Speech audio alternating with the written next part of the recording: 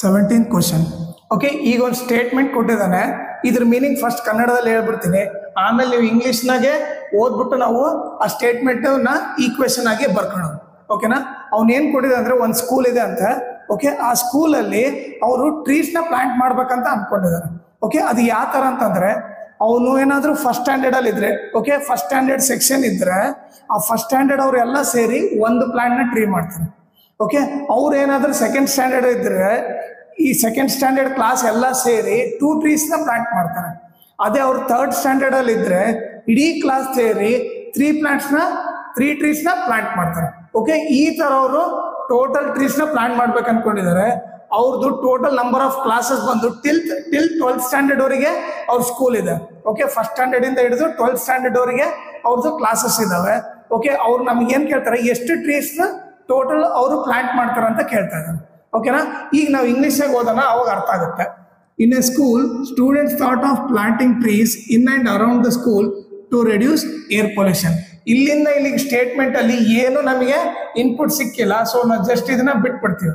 Next, it was decided that the number of trees that each section of each class will plant will be same as the class in which they are studying. ಅವ್ರು ಯಾವ ಕ್ಲಾಸಲ್ಲಿ study ಮಾಡ್ತಾರೋ ಅದ್ರ ಮೇಲೆ depend. Okay, ಅವರು ಈಗ example ಕೊಟ್ಟಿದ್ದಾರೆ ನೋಡಿ, a section of class 1 will plant 1 tree. ಅವ್ನೇನಾದ್ರೂ ಫಸ್ಟ್ ಸ್ಟ್ಯಾಂಡರ್ಡ್ ಅಲ್ಲಿ ಓದ್ತೀರಿ, ಎಷ್ಟು ಪ್ಲಾಂಟ್ ಮಾಡಬೇಕು? 1 ಟ್ರೀನ ಪ್ಲಾಂಟ್ ಮಾಡಬೇಕು. ಓಕೆ, ಅವ್ರು ಇಡೀ ಕ್ಲಾಸ್ ಸೇರಿ.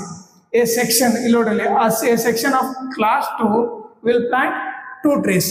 ಓಕೆ, ಅಂದ್ರೆ ಸೆಕೆಂಡ್ ಸ್ಟ್ಯಾಂಡರ್ಡ್ ಅಲ್ಲಿ ಇದ್ರೆ ಅವ್ರು ಇಡೀ ಕ್ಲಾಸ್ ಸೇರಿ ಎಷ್ಟು ಪ್ಲಾಂಟ್ ಮಾಡಬೇಕು? 2 ಟ್ರೀಸ್ ಪ್ಲಾಂಟ್ ಮಾಡಬೇಕು. And so on till class 12. ಈಗ there are 3 section of each class. ಈಗ ಫಸ್ಟ್ ಸ್ಟ್ಯಾಂಡರ್ಡ್ ಇದ್ರೆ ಅಂತ 3 ಸೆಕ್ಷನ್ ಇದಾವೆ. ಓಕೆನಾ? Each class how many trees will be planted by the student. Okay, ಈಗ ನಾವಿಲ್ಲಿ ಅದನ್ನೇ ಈಕ್ವೇಶನ್ ಆಗಿ ಬರ್ಕೊಂಡ್ರೆ ನೋಡಿಲಿ, ಫಸ್ಟ್ ಸ್ಟ್ಯಾಂಡರ್ಡ್ನವರು ಎಷ್ಟು ಟ್ರೀಸ್ ಪ್ಲಾಂಟ್ ಮಾಡಬೇಕು? 1 ಟ್ರೀ ಪ್ಲಾಂಟ್ ಮಾಡಬೇಕು. ಬಟ್ ಇಲ್ಲಿ ಅಂತ ಎಷ್ಟು ಸೆಕ್ಷನ್ ಇದಾವೆ? 3 ಸೆಕ್ಷನ್ ಇರೋದ್ರಿಂದ 1 × 3 ಬರೀತೀವಿ. ಓಕೆ, ಪ್ಲಸ್ ಈಗ ಸೆಕೆಂಡ್ ಸ್ಟ್ಯಾಂಡರ್ಡ್ ತಗೊಂಡ್ರೆ ಸೆಕೆಂಡ್ ಸ್ಟ್ಯಾಂಡರ್ಡ್ ಅವ್ರು ಎಷ್ಟು ಟ್ರೀಸ್ ಪ್ಲಾಂಟ್ ಮಾಡಬೇಕು? 2 ಟ್ರೀಸ್ನ ಪ್ಲಾಂಟ್ ಮಾಡಬೇಕು. ಅಂತ ಎಷ್ಟು ಸೆಕ್ಷನ್ ಇದಾವೆ?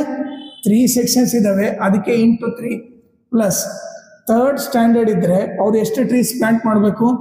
3 ಟ್ರೀಸ್ನ ಪ್ಲಾಂಟ್ ಮಾಡಬೇಕು. ಅಂತ ಎಷ್ಟು ಸೆಕ್ಷನ್ ಇದಾವೆ? 3 ಸೆಕ್ಷನ್ ಇದಾವೆ, ಅದಕ್ಕೆ × 3 ಪ್ಲಸ್ ಡ್ಯಾಶ್. ಅದೇ ರೀತಿ ಎಲ್ಲಿವರೆಗೆ? 12th ಕ್ಲಾಸ್ವರೆಗೆ ಮಾಡಬೇಕಂದ್ರೆ.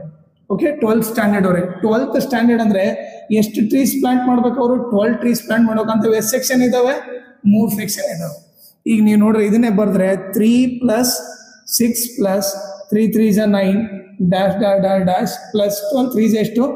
36. ಓಕೆನಾ? ಈಗ ನಮ್ಗೆ ಇದು ಎ ಪಿನಲ್ಲಿ ಇದೆನಾ?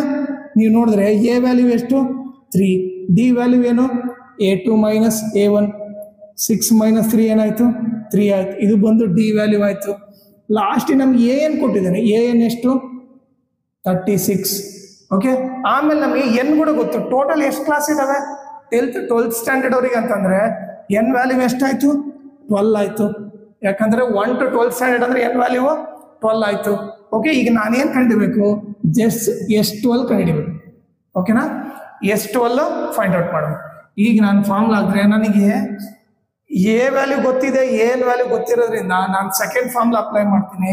ಯಾವುದದು? Sn = n/2 × a + an formula apply ಮಾಡ್ತೀನಿ.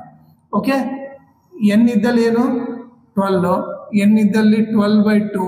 ಎ ವ್ಯಾಲ್ಯೂ ಏನಿದೆ? 3 ಇದೆ. ಪ್ಲಸ್ ಎನ್ ವ್ಯಾಲ್ಯೂ ಏನಿದೆ? ಎನ್ ಬಂದು 36 ಇದೆ. ಓಕೆ, ಈಗ ನೀವು ನೋಡ್ರೆ 2 × 1 = 2 6 S12 = 6 × ಏನಾಯ್ತು? 36 + 3 39 ಆಯ್ತು. ನೀವು ಮಲ್ಟಿಪ್ಲೈ ಮಾಡಿದ್ರೆ 6 × 9 = 54. 5 ಕ್ಯಾರಿ ಆಯ್ತು. 6 × 3 = 18 + 5 ಏನು? 234 ಆಯ್ತು. ಓಕೆನಾ? ಸೊ ಇವಾಗ ಏನು ಬರೀಬೋದು? Total trees planted by the students ಬಂದ್ಬಿಟ್ಟು 234 ಅಂತ ಬರೀಬೋದು.